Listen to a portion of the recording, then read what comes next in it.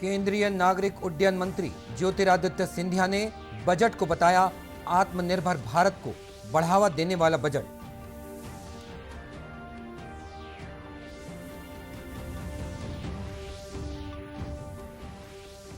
देश भर में बसंत पंचमी का पर्व धार्मिक श्रद्धा और पारंपरिक उल्लास के साथ मनाया जा रहा है।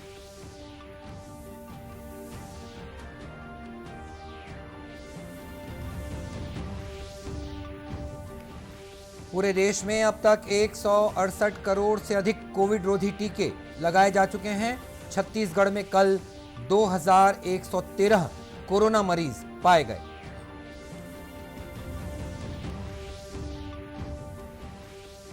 और रेत परिवहन मामले को लेकर ट्रक हाईवा ट्रांसपोर्टर संघ की प्रदेशव्यापी हड़ताल जारी।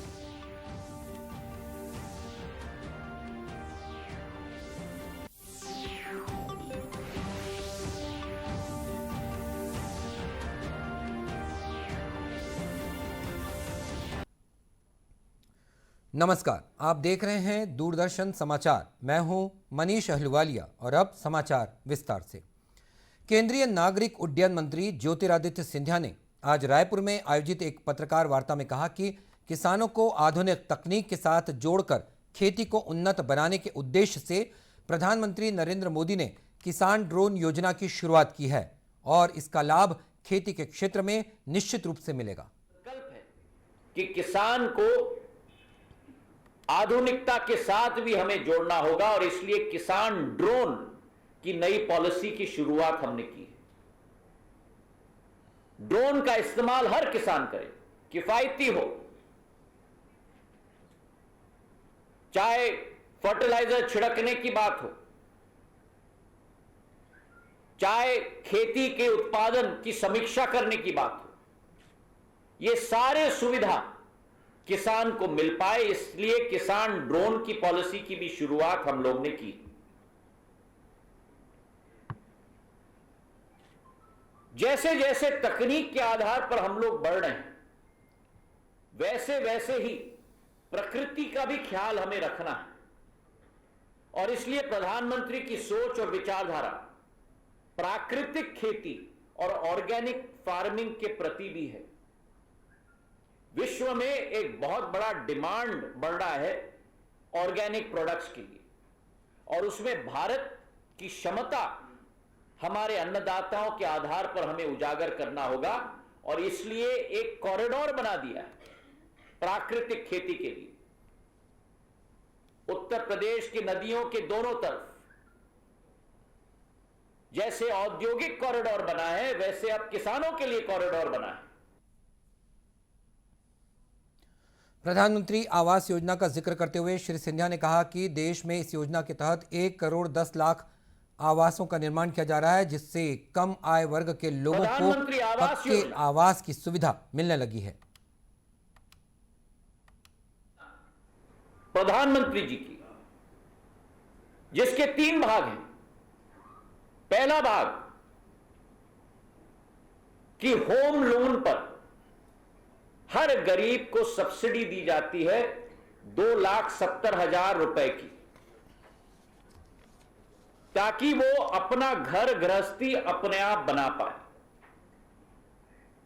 आज के दिवस पर देश में करीब 1 करोड़ 10 लाख मकान प्रधानमंत्री आवास योजना के तहत बने हैं और पुराने जमाने पुराने सरकारों की तरह कच्चे वाले मकान नहीं, लेकिन सीमेंट कंक्रीट और छत वाले मकान बने।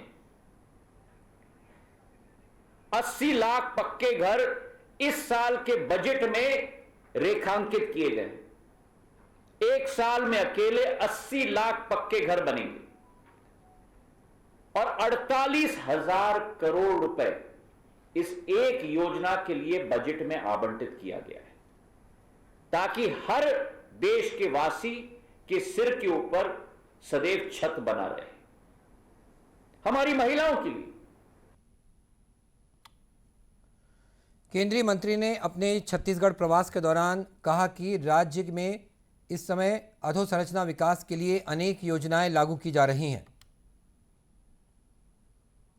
100 साल बाद ऐसी एक वैश्विक महामारी विश्व में आई एक तो हमारे नागरिकों की जान की रक्षा करना और दूसरे तरफ आर्थिक गतिविधियों को भी सुचारू रूप से लागू करके आगे चलाना। ये दोनों चुनौतियां हर देश के सामने थी, पर आज स्पष्ट रूप से ये उभर चुका है कि जहां विश्व के कई बड़े देशों ने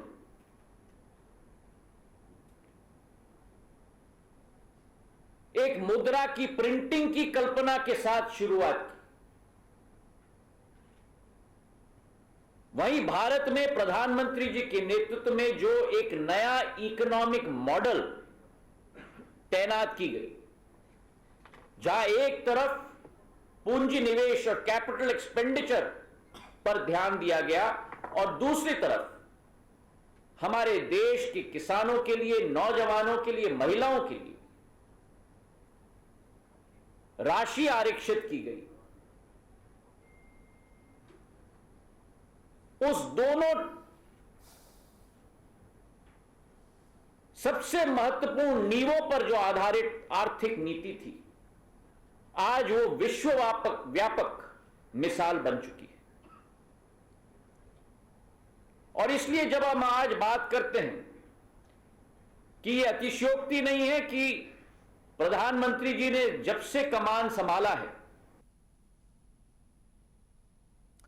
पत्रकार वार्ता के बाद श्री सिंधिया रायपुर में केंद्रीय बजट पर आयोजित एक संगोष्ठी में भी शामिल हुए। बसंत पंचमी आज देश भर में धार्मिक श्रद्धा, आस्था और पारंपरिक उल्लास से मनाई जा रही है। माघ शुक्ल पंचमी का ये दिन ज्ञान, विवेक, संपूर्ण कलाओं, काव्य और संगीत की देवी सरस्वती की उपासना का दिन है। इसे श्री पंचमी भी कहते हैं। श्री पंचमी से ऋतुराज बसंत के आगमन की आहट मिलने लगती है और प्रकृति एक नए कलेवर को धारण करती है। राष्ट्रपति रामनाथ कोविंद ने लोगों को बसंत पंचमी और सरस्वती पूजा की शुभकामनाएं दी हैं। एक ट्वीट में श्री कोविंद ने बसंत के आगमन से लोगों के जीवन में प्रसन्नता, समृद्धि और स्वास्थ्य की कामना की है। प्रधानमंत्री नरेंद्र मोदी ने बसंत पंचमी और सरस्वती पूजा की शुभकामनाएं दी हैं। एक ट्वीट में श्री मोदी ने सबके लिए मां शारदा के आशीष और उनके जीवन में ऋतुराज बसंत के उल्लास की कामना की। इधर प्रदेश में राज्यपाल अनुसुईया उइके और मुख्यमंत्री भूपेश बघेल ने बसंत पंचमी के अवसर पर प्रदेशवासियों को शुभकामनाएं दी। राज्यपाल ने कहा कि मां शारदा की कृपा बनी रहे और छत्तीसगढ़वासी ज्ञान और बुद्धि में भी सदा आगे रहें। वहीं मुख्यमंत्री भूपेश बघेल ने इस अवसर पर कामना की है कि ऋतु परिवर्तन के साथ ये पर्व सभी के जीवन में नई उमंग, ऊर्जा और उत्साह का संचार लेकर आए। दुर्ग जिले के भिलाई में बंगाली समाज के लोगों ने कालीबाड़ी में मां सरस्वती की पूजा अर्चना की। बच्चों की शिक्षा का शुभारंभ भी किया गया। कालीबाड़ी मंदिर के पुजारी मानस कुमार ने बताया कि आज के दिन हाथे खोड़ी समारोह के तहत छोटे बच्चों की शिक्षा शुरू की जाती है। इसी का सरस्वती माता को पूजा देके इन लोग अक्षर ज्ञान लाभ करते हैं। प्रदेश के सभी जिलों में आज बसंत पंचमी के अवसर पर अनेक कार्यक्रमों का आयोजन किया जा रहा है। राष्ट्रव्यापी कोविड टीकाकरण अभियान के तहत अब तक 168 करोड़ से अधिक कोविड रोधी टीके लगाए जा चुके हैं। स्वास्थ्य मंत्रालय ने बताया कि कल 47,53,000 से अधिक टीके लगाए गए। इस दौरान 1,27,000 से अधिक लोगों में कोरोना संक्रमण की पहचान हुई है, जबकि 2,30,000 से अधिक रोगी स्वस्थ भी हुए हैं। संक्रमण से ठीक होने की दर 95.64% हो गई है। फिलहाल देश में 13,31,648 लोगों का कोविड उपचार चल रहा है। मंत्रालय ने बताया कि इस अवधि के दौरान 2,30,000 से अधिक लोग कोविड से मुक्त हुए हैं और देश में कोविड से उबरने की दर 95.64% हो गई है। देश में अब तक 4 करोड़ 2 लाख से अधिक लोग कोरोना से मुक्त हो चुके हैं। छत्तीसगढ़ की बात करें तो छत्तीसगढ़ में कल 2,113 कोरोना मरीज पाए गए। प्रदेश में पॉजिटिविटी दर 5.32% है। फिलहाल प्रदेश में 18,686 मरीज विभिन्न अस्पतालों और होम आइसोलेशन में अपना उपचार करवा रहे हैं। और प्रदेश में रेत का अवैध परिवहन करने वाले वाहन संचालकों के खिलाफ पुलिस लगातार कार्रवाई कर रही है। इसके विरोध में ट्रक हाईवा ट्रांसपोर्टर संघ ने प्रदेशव्यापी हड़ताल का आह्वान किया है। इससे रेत, गिट्टी और खनिजों के परिवहन पर असर पड़ रहा है। बेमेतरा जिले के ट्रांसपोर्टर ने शहर के बाहर अपने वाहन खड़े कर दिए हैं और धरना प्रदर्शन जारी है।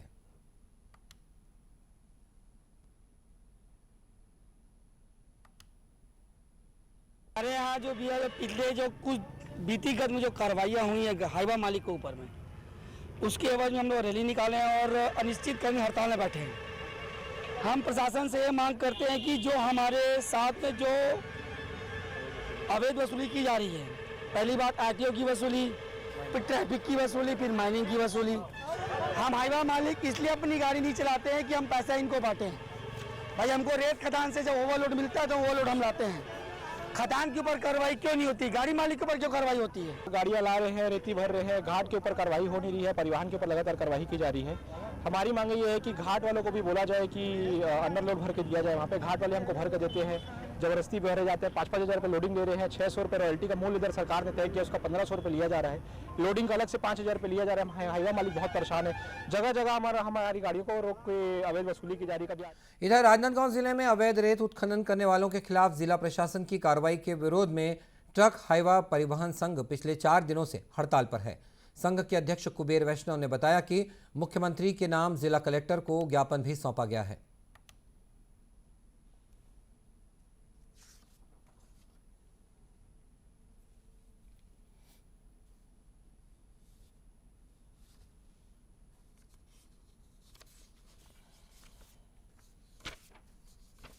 उस दिन हम लोग दे के गए। हमारा मेन उद्देश्य ये है धरना करने का कि हमको अवैध रूप से बोला जाता है कि आप लोग हाईवा का संचालन अवैध रूप से करते हो। तो हमारा ये है कि हम अवैध रूप से क्यों करते हैं, हम बताने के लिए गए। हम ये चाहते हैं कि शासन ने जो रेती खदानों की दर तय की है, जिसमें 1500 रुपये में रॉयल्टी और रेती के साथ हमको दिया जाना चाहिए। आज आप समस्त जिले, किसी भी जिले में, चाहे धमतरी चले जाओ, चाहे कहीं भी चले जाओ, आप पता लगा लो, वहाँ पे हमको 4000 से 5000 रुपये में रेती भर के दिया जाता है। हम चाहते हैं कि हमको 1500 रुपये में रॉयल्टी के साथ में दिया जाए। इसके लिए शासन इनको बाध्य करे तो हम रॉयल्टी के साथ आएंगे यहाँ पे। और राज्य सरकार द्वारा की जा रही कार्रवाई के बारे में मुख्यमंत्री भूपेश बघेल ने कहा है कि रेत का अवैध उत्खनन करने वाले लोगों पर कार्रवाई लगातार जारी रहेगी। कड़ाई से उसमें कार्रवाई की जा रही है, जहां जहां भी शिकायतें हैं उस कार्रवाई की जाएगी। परिवहन संघ ने अपनी मांग पत्र में रेत की खदानों को शासन स्तर पर दर निर्धारित कर संचालित करने की मांग की है। प्रदेश को कुपोषण मुक्त करने के उद्देश्य से केंद्र और राज्य सरकारों द्वारा अनेक योजनाएं चलाई जा रही हैं। इसी कड़ी में जिला प्रशासन बरमकेला में रागी की फसल को बढ़ावा देने के लिए किसानों को प्रोत्साहित किया जा रहा है। विशेषज्ञों का कहना है कि रागी के सेवन से लोगों को कई तरह की बीमारियों से बचाव में सहायता मिलती है। रागी की फसल लगाने वाले किसानों का भी कहना है कि पहले वे सब्जी के साथ मूंगफली की खेती किया करते थे, मगर अब वे रागी की फसल से अपनी आय को दोगुना कर रहे हैं।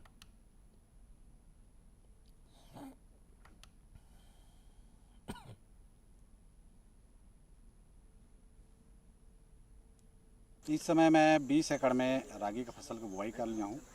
जुताई और खाद मिला के लगभग 25-30 हज़ार रुपये इसमें लागत आया है और अनुमान है कि इसमें 7 कुंटल पर एकड़ के हिसाब से उत्पादन होगा और उस हिसाब से 70-80 कुंटल का उत्पादन हो जाएगा।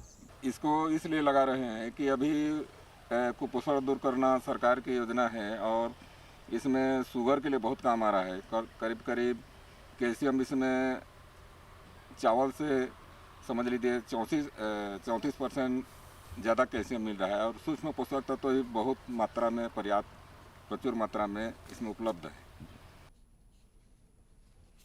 बरमकेला ब्लॉक के कृषि विस्तार अधिकारी रोहित पटेल ने बताया कि किसान अन्य फसलों की खेती न करके अब रागी की फसल ले रहे हैं। ग्रामीण कृषि विस्तार अधिकारियों द्वारा किसानों को बार बार रागी फसल के बारे में समझाया जा रहा है कि इसको लगाओ, इससे कैसे इतना अच्छा प्रॉफिट है, इसमें कितना उत्पादन बढ़ेगा, पानी कैसे। गौरतलब है कि बरमकेला ब्लॉक में 123 हेक्टेयर क्षेत्र में किसान रागी की फसल लगा रहे हैं। राज्य सरकार ने कुपोषण से बचने के लिए आंगनवाड़ी में पढ़ने वाले बच्चों के लिए अन्य सामान और महिला स्व सहायता समूह को भी इसका सर्वाधिक उपयोग करने के आदेश दिए हैं, जिसके चलते जिले में लगातार इस फसल की मांग बढ़ रही है और साथ ही साथ किसानों की आय में भी लगातार वृद्धि हो रही है। केंद्र सरकार ने नीट पीजी 2022 परीक्षाओं को 6 से 8 सप्ताह के लिए टाल दिया है। पहले ये परीक्षा इस साल 12 मार्च को होने वाली थी। अब ये परीक्षा 21 मई को आयोजित की जाएगी। हाल के एक आदेश में केंद्रीय स्वास्थ्य मंत्रालय ने कहा कि नीट पीजी 2022 परीक्षा की तिथि में देरी के अनुरोध के संबंध में मेडिकल कॉलेज से बहुत से अभ्यावेदन प्राप्त हो रहे थे, क्योंकि नीट पीजी 2021 परीक्षा की काउंसलिंग उसी दिन होनी है। और अब ये परीक्षा, आपको बता दें कि ये परीक्षा अब 21 मई को आयोजित की जाएगी। और अब कुछ खबरें जिलों से।